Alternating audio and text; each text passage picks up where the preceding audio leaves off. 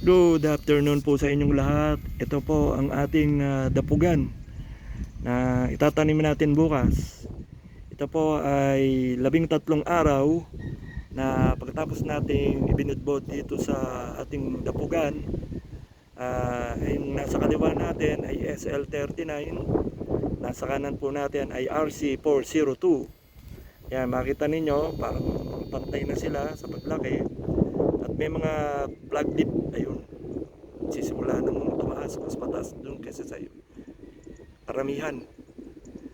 Doon naman po sa dulo ay RC216. Ayan, o parang humabol siya. Ano kayang dahilan bakit pareho na lang sila? Pare-pareho sila ng laki.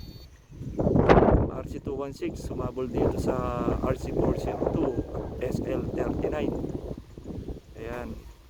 So, ang ganda ng ano natin, ating dapog dito.